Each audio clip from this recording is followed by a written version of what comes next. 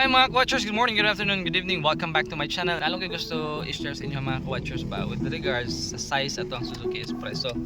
So inganin na siya mga watchers, maghatag og sample karon. So pantay mo ana ingana mag-parking So kanang klase sa parking na double parking may tawag gyapon nana no. Nga 2 lanes ra gud ang dalan, dili siya 4 lanes. Nga mag-park pa diri nga side, yan napagi mag-park nga sakyanan. Kanang bakante diha nga dalan, kanay gusto na ko ihatag sa inyo nga example. Kung wala to siya ni padayon katong pick up nga atong gisundan, muagi ko ato wala. Igo pa ato ang Suzuki Espresso nga way gas-gas nga wow. Kaagi kita, no? And ingana ang sukod sa ato ang unit.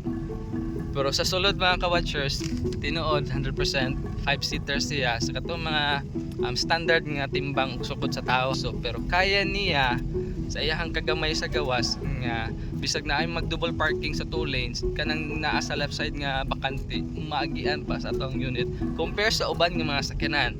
If you're planning to buy Suzuki Espresso, dako kay siya tabang pag kanang mag duty na mo, trabaho uban pa, dili mo maapektuhan kaayo sa mga traffic nga mga dalan.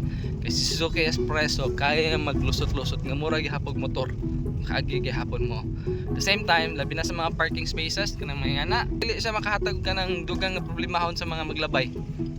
Nganong yung imong Suzuki Espresso nagparking diha kay sa 2 lanes niya nga dalan, ya kung magpark ang imong Suzuki Espresso, mura ra siya kaning mas dako murag mas lapag ng rela tanaw no. Pero kung magpark na siya bay dili siya sambol sa dalan makapark. Luag-luag nga mga 2 lanes for example ngani i-park na ko na diha o diha. Kaagi na ng uban ana.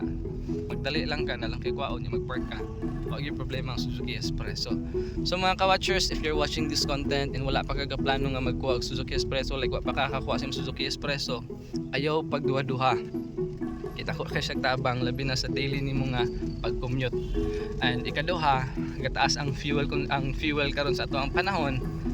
Dako kay tabang ang Suzuki Espresso. Yan apa kay sakyanan mga gamit para sa imong daily routine. At the same time, makatipid siya. Tipid kayo mo sa inyong paggamit sa unit.